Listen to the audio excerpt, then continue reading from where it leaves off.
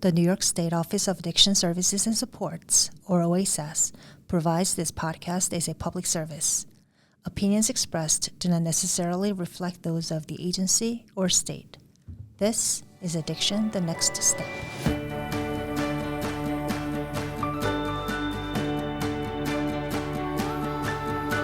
Hey everybody, Jerry Gretzinger, your host for Addiction, the Next Step, the podcast brought to you by the New York State Office of Addiction Services and Supports. And I want to thank you for hanging out with us for a little bit today, because this episode we're talking about something timely. September, it's a lot of months, right? We recognize certain things for certain months. September's a lot of things, but it's also Responsible Gaming Education Month.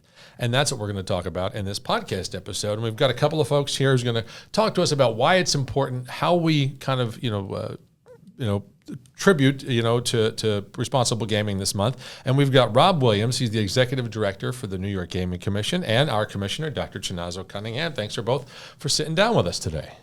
Glad to be here. Likewise. So, all right. So let's start first of all. So, Responsible Gaming Education Month. It's also Recovery Month. As I said, a lot of things happen in the month of September, but this is one that we want to talk about. We've been doing a lot at the agency, to talk about responsible gaming, and we want to make sure people, understand how to be gaming responsibly. Certainly enjoy it, but do it responsibly. What is it about this month? What are we trying to, make sure people understand this month? And Rob, let me talk with you first about that. What is on the Gaming Commission's end of things? What do you hope people get from this month and the messages we're putting out? The main element for us is to raise awareness of problem gambling and raise awareness of the different items that people who are afflicted by problem gambling have the opportunity to avail themselves. So from our perspective, it's really trying to ensure that there's a visibility of the issue and a discussion of the issue with individuals who are interested in hearing. And I know I should also mention too, there's the RPP, the Responsible Play Partnership, and that's something that incorporates those of us here, as there's a group of agencies that work on this. And Rob, I think you were around when that started. Was that back in 2013? Yes, I was around.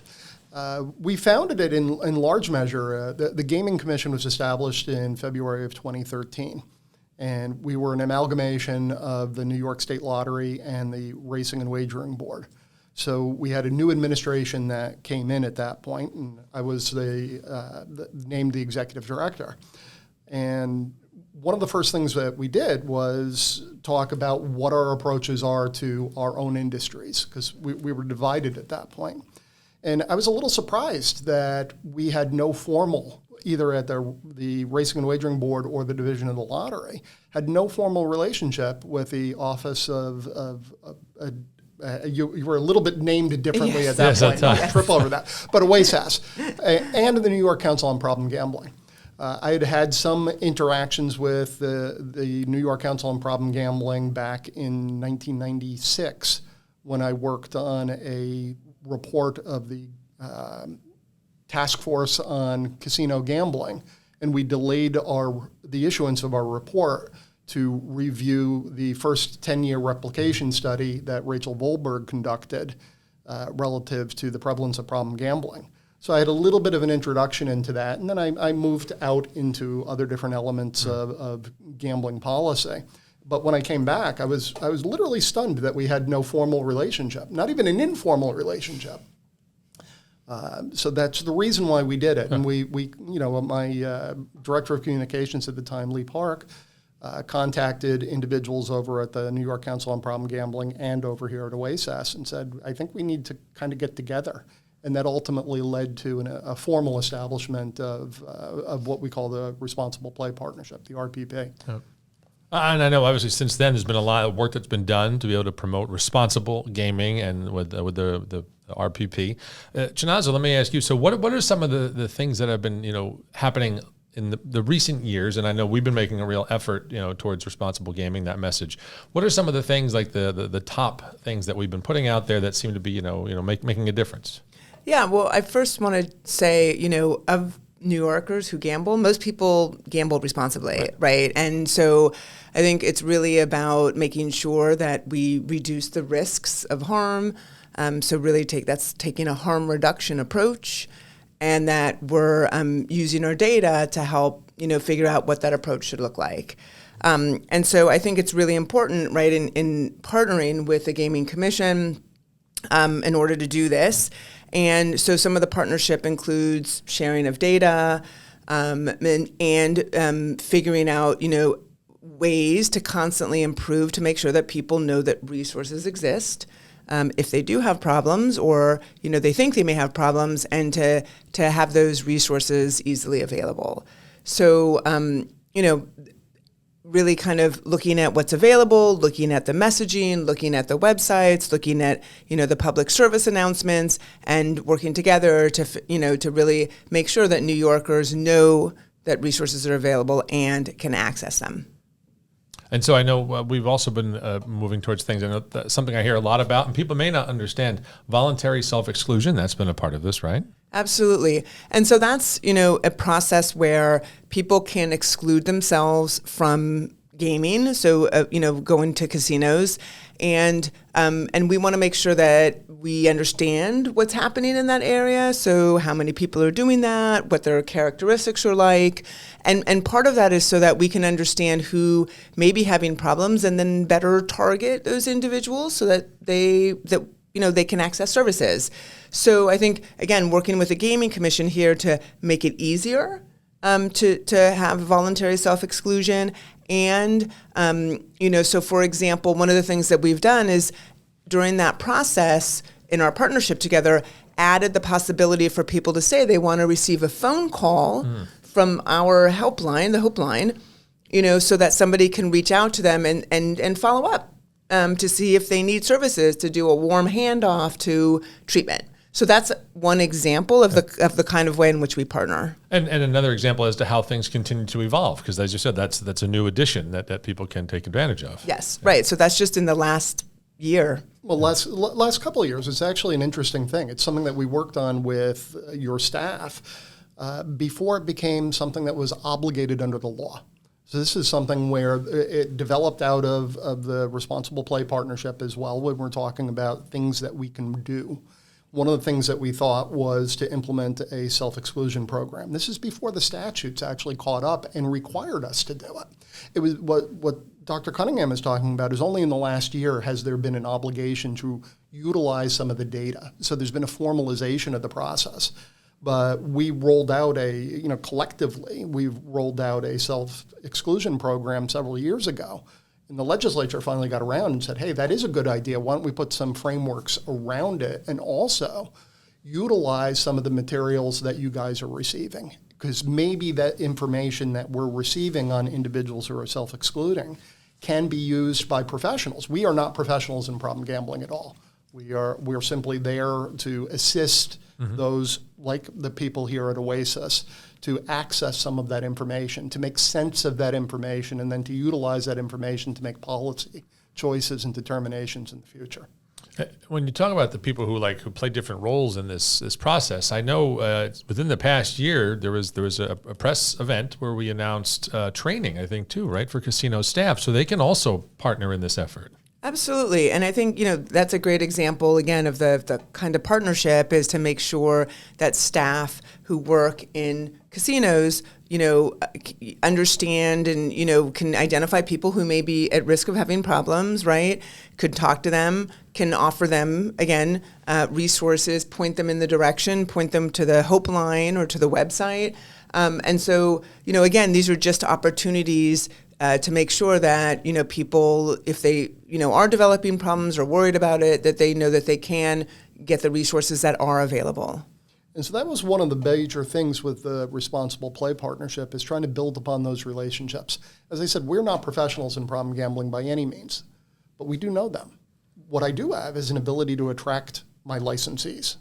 Because if I ask my licensees to show up at something that I appear to in their facility, they will. So what we can do then is build upon that relationship of getting them to the table and having that discussion with the professionals, the New York Council on Problem Gambling, and OASAS as professionals that work in problem gambling. Open that door and allow for the understanding of what the benefits are for this type of training and exposure, and how that helps the facility as well as help the individuals who are afflicted with problem gambling issues. And I have to ask this question too. I mentioned the word evolve before, right? And the evolution of this partnership, but then there's also been the evolution of gaming in New York State and really across the world with mobile sports wagering. People can do it from their phones. How does that impact these efforts? Do we look at this and say, okay, so what else can we do to help kind of build upon what we're offering, the connections we have with people to bring them in to see who may need some assistance and get this sort of information, knowing that they don't necessarily need to be in a facility? Well, I mean, I think one, again, example of a partnership is, we talked about the voluntary self-exclusion process, right? And sharing data and getting a better understanding of that. Similarly, with the accounts that people have for the mobile sports wagering, we've also, again, worked on looking at those data and sharing those data, again, to understand what's happening in this area so that, a better understanding, again, will allow us to then better prepare for people if or when they have problems. And so, again, that partnership with the Gaming Commission and OASAS is there for those mobile sports wagering accounts and those data. That's one of the wonderful things about mobile sports gambling. It's kind of a weird thing to say, a wonderful thing. But mobile sports gambling, in order for it to be conducted, has to be through an account. So every single wager, every single location, every single piece of time, where the individual was, how long they spent on that application, what did they wager, what did they return, what did they then re-wager, all of that data is captured. So that data exists. The bigger question is, what do we do with that data? And that's something that we're working through right now in trying to determine what is accessible, what can perhaps be, because a lot of the operators have concerns with people looking under the tent flap to see how that sausage is made and how it's done. But maybe anonymizing the data and allowing the professionals who have statistical research capabilities of getting a better understanding and maybe someday finding certain trigger elements or behavioral patterns that you see that can identify an individual as having potential problem gambling, so an intervention that could occur before it becomes a problem. Absolutely. And, examples of, how we could use data like that are just even understanding patterns, right? So is it young men between certain ages that are really, gambling more? Is it at certain times? Is it, from 10 p.m. to 2 a.m.? Should we then have staff available during those times, right? Those are the kinds of things that we're interested in, and we can just better target our resources and our efforts using a data-driven approach. And so that's the kind of thing that we're thinking about to just, have a better understanding and then a more refined approach. I'm glad you both are explaining how, the data is, culled together and then it's gone through to figure out how we can utilize it. Because I think so many times we hear from people, certainly, who say, well, this is an issue and we want an answer right now. And what are you going to do about it? And I think this is a good explanation of, well, you know what? Mobile sports wagering, this is still kind of like the new kid on the block here, and we need to learn about it, how people are utilizing it, and like you say, data-driven, let's use the data to figure out what we can do to help. Absolutely. And I think, Jerry, I think a lot of people don't understand, and I actually didn't understand this before becoming the commissioner, even though I'm, spent my entire career as an addiction, physician. So there's little data when it comes to gaming, and part of the reason why is because at the federal level, there's very little support.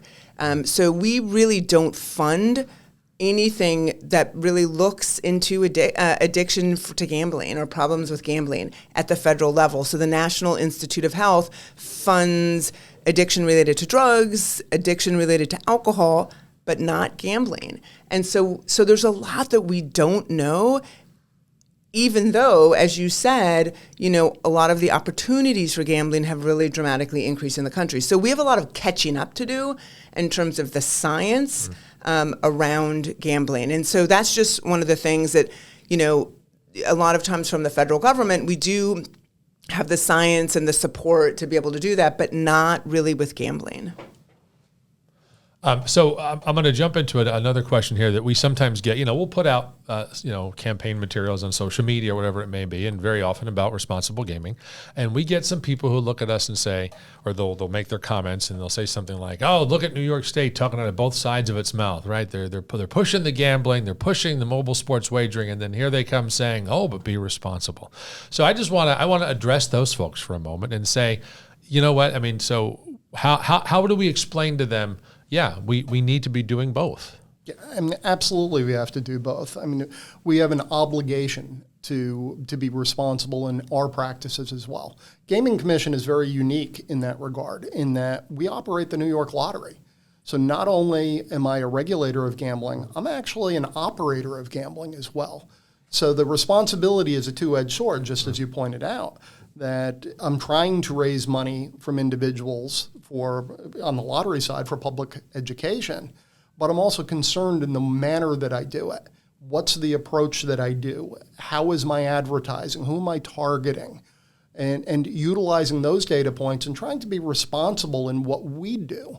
One of the things that was published a couple of years ago now, I think 2 years ago, was an article in The Lancet, which is a British publication, that indicated that the industry itself purposely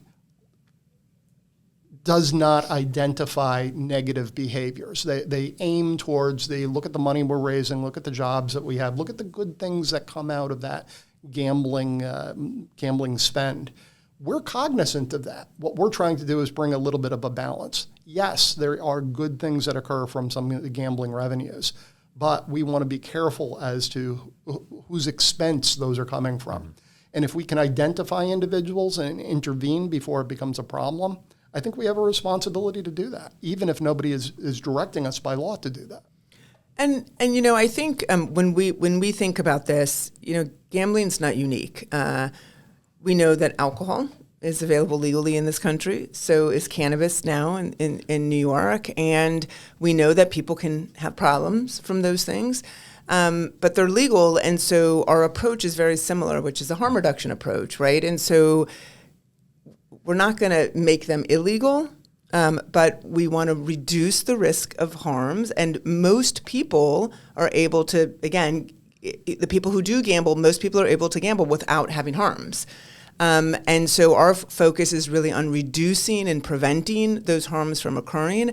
And then if they do occur, making sure that people have the resources necessary to address them. And so, again, similar to alcohol, similar to tobacco, similar to cannabis, so not unique to gambling. And to pick up a little bit on what Dr. Cunningham had said, I think it's an educational element for us to provide the understanding of individuals what gambling is, what it can do, what it can't do, and make people a little bit greater aware of what the potential issues can be if you do reach a particular point that moves towards problem gambling. It's the same thing that we do with alcohol. I just going to put out a little plug there for the campaign that we've been having going recently, which is the Take a Pause campaign, and encourage people. Sometimes I'm sure people may be wondering, all right, well, maybe I am, gaming more than I should. Maybe it is a lot of control. So we actually, part of the campaign was we have a very short survey on our website that you can go to, and you could take a survey, and it'll tell you, in pretty layman's terms, if it's something you should be concerned about or if you're doing okay. And then, from that point, you can be connected to services. And Janaz, let me just ask you quickly. I mean, we're not just talking about, the Hope Line obviously is a great place to start. But then beyond that, if you need more than that, we have services, we have treatment centers that focus strictly on problem gambling. Absolutely. And so we have a whole continuum of services. So, we do prevention activities, treatment, harm reduction and recovery. And so for treatment, we have both a network of clinics. And so there's 49 clinics that have received specialized training in order to provide treatment for gambling. And then we also have a network of about 100 private practitioners who in their offices also provide treatment for problem gambling. In addition, so those are sort of outpatient, treatment. We also have inpatient. And so where people can stay, in our addiction treatment centers, for example, if people have very severe problems with gambling can actually stay for 28 days or longer to really address their gambling problem. So that's the treatment part. But again, we have prevention, treatment, harm reduction, and recovery services. And so we're also working on, training our workforce better as well. And so getting more and more of our licensed counselors to, get the addiction training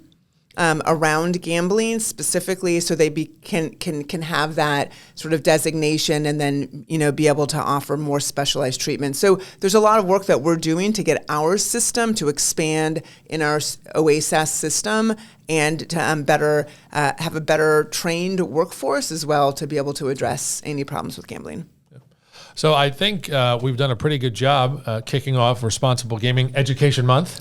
So thank you both for sitting down and chatting with us today. I think this has been great. Hopefully it's been informative for the folks who are out there listening. And if anybody wants more information, you know where to go, oasas.ny.gov, oasas.ny.gov. And as we mentioned a couple times, the Hope line, 877-8-HOPE-NY.